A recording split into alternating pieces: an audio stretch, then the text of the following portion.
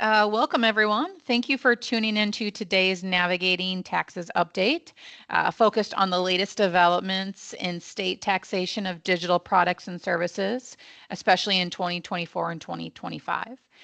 To guide us through these developments, we're joined by Scott Brawdy, tax principal at Honkamp. Scott leads our state and local tax practices and has more than 25 years of experience advising businesses across industries and navigating complex multi-state tax issues. So Scott, digital products and services are everywhere now. Can you give us an overview of how states are approaching taxes on things like SaaS, cloud services, and streaming? Sure, Katie. Let's start with the big picture. As the economy continues shifting towards digital delivery, states are racing to modernize their tax codes. In 2025, more than 25 states now tax software as a service, or SaaS, while others still exempt it or apply special rules depending on how the service is used. Some examples from around the country: in Texas and Connecticut, they treat SaaS as a taxable service, while California generally exempts SaaS unless it's bundled with tangible goods. New Jersey might tax SaaS depending on how it's delivered and used. So this lack of uniformity creates a compliance minefield for businesses operating across state lines. Even with the 24 states that participate in the streamlined sales and use tax agreement, interpretations of SaaS taxability can vary. But it's not just SaaS.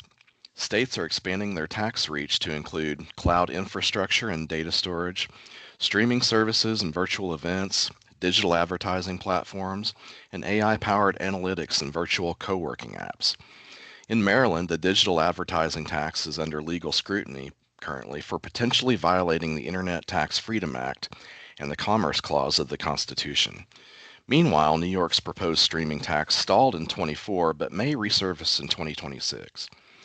States like Illinois and Washington have already implemented taxes on online courses, cloud services, and digital subscription boxes, and Florida is considering taxes on virtual event platforms and in-app purchases.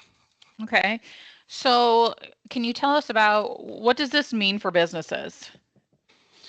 Well, if your business sells digital products or services, even if you don't have a physical presence in a state, you might be required to collect and remit tax based on where your customers are located.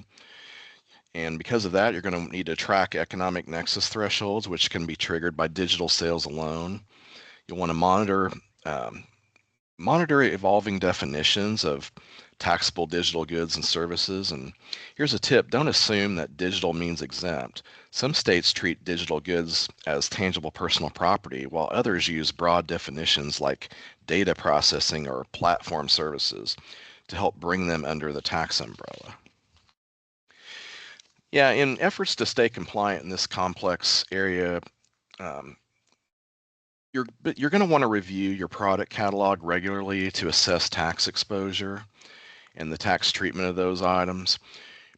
You'll want to train your sales and finance teams on how taxability affects the pricing and invoicing, because those personnel are on the front lines as far as taking exemption certificates from your customers, or just responsible for assessing tax correctly on the items.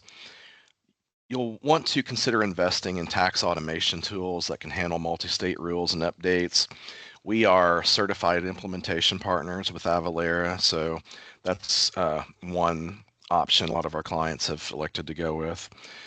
And finally, just you can consult with a tax advisor who specializes in digital commerce, and that is certainly part of the broad umbrella that we advise the clients with about state and local tax issues, especially sales tax.